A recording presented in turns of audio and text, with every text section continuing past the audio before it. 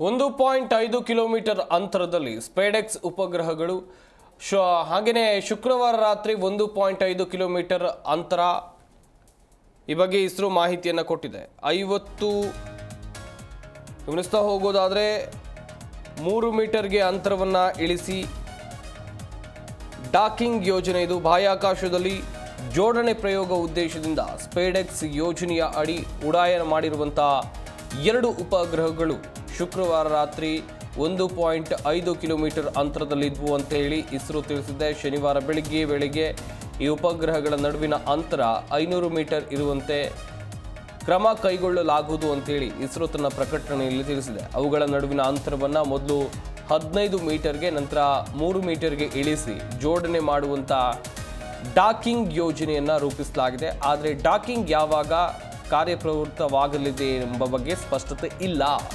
2 ಉಪಗ್ರಹಗಳನ್ನು ಜನವರಿ 7ರಂದು ಜೋಡಿಸೋಕೆ ಇಸ್ರೋ ಯೋಜಿಸಿತ್ತು. ಅವುಗಳ ನಡುವಿನ ಅಂತರ ನಿರೀಕ್ಷೆ ಮಾಡಿದ್ದಕ್ಕಿಂತ ಹೆಚ್ಚು ಇದ್ದ ಕಾರಣಕ್ಕಾಗಿ ಈ ಕಾರ್ಯವನ್ನು ಜನವರಿ 9ಕ್ಕೆ ಮುಂದೂಡಲಾಗಿತ್ತು.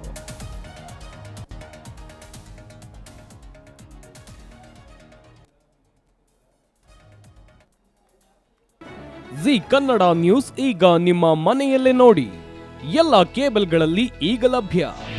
ನಿಮ್ಮ ನೆಚ್ಚಿನ ಜಿ ಕನ್ನಡ ನ್ಯೂಸ್ ಈಗ ಸನ್ ಡೈರೆಕ್ಟ್ ನಲ್ಲಿ number 292, Tata Play number 1664, Jio TV number 1334, NXT Digital number 30, In Cable number 30, City Networks 51, U Digital number 162, GTPL number 17, Rockline Telecommunications number 42, Shri Basaveshwara cable number 168, rural cable network 60, Vinayaka digital 57, Abhishek cable 821, City Channel 53, Siddeshwara cable network 57, ವಿ4 digital infotech 628, Surya digital networks 53, Gajanan digital number 836, Malnad Infotech Private Limited number